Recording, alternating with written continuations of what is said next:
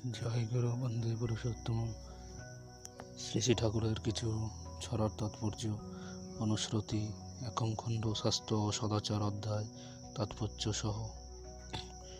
মনটা দুষ্ট হলেই জানিস রোগের আতাল হয়, এটাকে তুই এড়িয়ে চলিস, করবি বেদি জয়।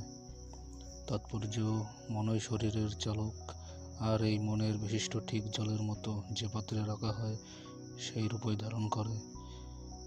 তাই এই মন যা কিছুর সংস্পর্শে আসে, যা কিছু প্রত্যক্ষ করে, সেই মাফিক সে চিন্তা করে ও শরীরকে তেমন তেমন কর্মে পবিত্র করে, এবং এগুলি প্রত্যেকটাই শরীরের অভ্যস্তরে একগুচ্ছ গোস্তি নিঃস্রাব বা হরমোনের উপর বিস্তর প্রভাব ফেলে।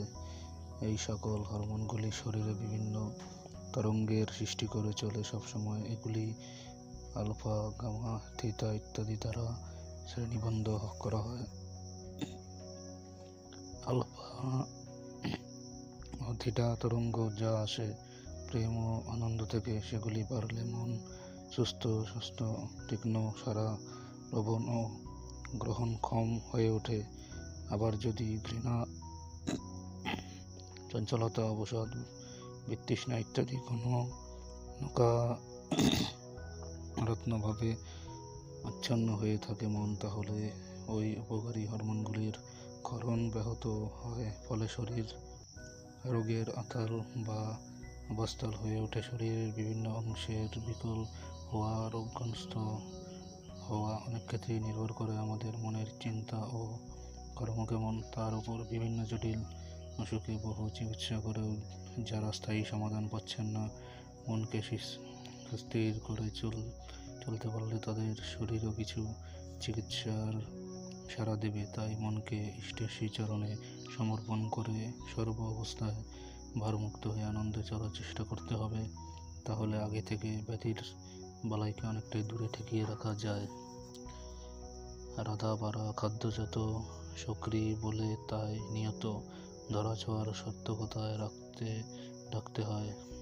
সক্রি যা সব পচন প্রবণ, রোগ জীবাণু বয়, ছোঁয়া নাড়ায় সাবধান, তাই ধুলেই শুচি হয়।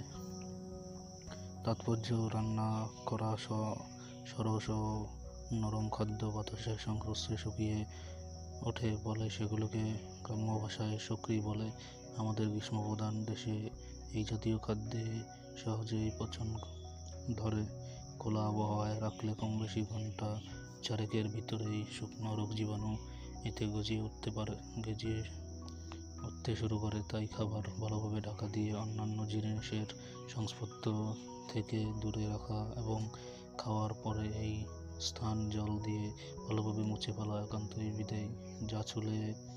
যা ধরলে রেতর শরীর জীবন বিষাক্ত হয়, সেই করাগুলিকেই অস্পৃশ্যতার নীতি রয়।